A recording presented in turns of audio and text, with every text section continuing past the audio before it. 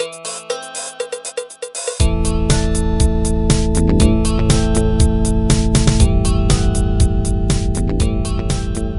there. I won't even bother to tell you who I am because if you've been following me so long, you know that I'm Joseph Carabas, author.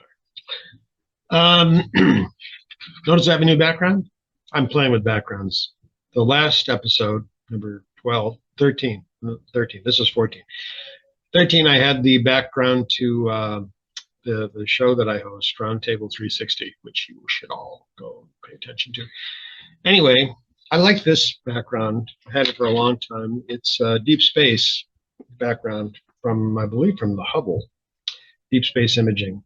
These are old galaxies. Just amazing. I love spending as much time out among them as I can. You should join me. Anyway, today's topic is, again, we're dealing with exposition. We dealt with exposition originally, or touched on it with overriding, toing, and froing, and then I went into exposition via dialogue. This time we're going to use exposition again to convey information to the reader, information necessary for them to continue the story, hopefully to pay attention and be interested in the story. We're going to do it not by an info dump, not by just blah, telling the people things. We're going to do it this time, exposition, via what you might consider character revelation. We're going to have one of the characters share what's going on in their head, what some people will call deep point of view, and you can find that on my blog, so that the reader learns a great deal about the character. They also learn a great deal about the situation. They also learn about, or they have pointers to what's coming ahead. So this is from Empty Sky again. This is from Chapter 5, Jack Games. Dr. Games watched Bobby and Jamie turn the game's thick gray hallway carpeting into a Hot Wheels raceway and remembered his promise, like my own, Tom, like my own. He kneeled 2 stairs down from the landing where the raceway grew, his elbows resting on the top stair, his hands together and fingers intertwined in front of him as if in prayer. Little brightly colored cars and trucks came his way and he knocked them back towards the track. Shem, sleeping behind Jamie, only opened his eyes when a car bounced at him. Jack had to tell Jamie about his dad, but how much could the little fellow take? God knows he wasn't as frail as his old man. Jack was shocked Tom survived Ellie's loss. At least Tom could bury Mama and Mabs. But they never found Ellie's body, and Tom never gave up hope. He'd argue, they found her car, but they never found her. Both true. There were no signs of a struggle, and it wasn't an accident. To be honest, it seemed she just walked away out of their lives, and more than one person made that point to Tom. But Jack knew Ellie. He abandoned Tom and Jamie and Shem? Pfft, impossible. The boys had created a jump for their Hot Wheels, but one side kept flopping over in the heavy piled carpet. A red Maserati jumped the track and bounced into the bathroom. Darn! Bobby crawled after the car. We need something to hold up that part of the track. Jamie reached into his pocket. How about this? What I've done, and again, please feel free to disagree. Put it in the comments if you do. I need to learn as much as anybody else. The first 2 paragraphs, Dr. James watched Bobby and Jamie, and down to Shem, sleeping behind Jamie, only opened his eyes when a car bounced. That sets the scene. That tells the reader where they are. It gives them, if you will, a foundation for what comes in the remaining part of the exposition. Then we go, Jack had to tell Jamie about his dad.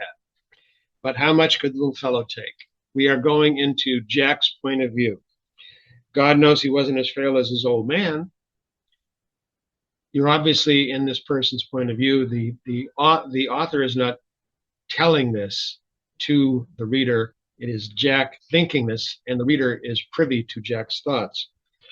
We also have a lot of information that has been hinted at previously, but never just presented as such. They never found Ellie's body. She was in her car. They found the car, but not her. Jack knows Ellie. He knows she would never walk out of their lives, just abandon them. That's impossible. A red Maserati jumped the track and bounced into the bathroom. The red Maserati tells you something about what the boys like, about the setting, about the cars that they like to play with, yes. but it also sets up, darn, Bobby crawled after the car. We need something to hold up that part of the track. Jamie reached into his pocket. How about this? And here we introduce a key piece of the story, a major plot point that was first demonstrated in chapter 2, but never brought forward as this is so important. Here we learn its importance. We also discover things about previously mentioned characters brought forward, pointing to the future part of the story, to the rest of the book. You can feel free to disagree that that was nicely done. I think it was, but I wrote the damn thing, so hey, it's hard. But to be honest, I realized the previous version that was published to Empty Sky was not as good. I was going to say sucked, but it had good spots, but not a lot of them. So I obviously think this is better. Let me know what you think. Exposition through character revelation. Jack is mulling over all these things in his head. And because he's mulling them over, because he's considering them much like a regular person would do, what am I going to do? How am I going to do this? How am I going to handle this? He gets to evaluate everything that's happened so far, but only the important parts, and lets the reader know where the story is going. Jamie pulls something out of his pocket. How about this? And we now have, boom, we have where the story is going to go and an important element, literally, for getting the story there. There you go. Hope you're getting something out of these, because I'm finding them useful, even though I'm just repeating them to myself. But it does clarify what I'm thinking. Okay, that's done. Let's see if we can find a stop button. There it is.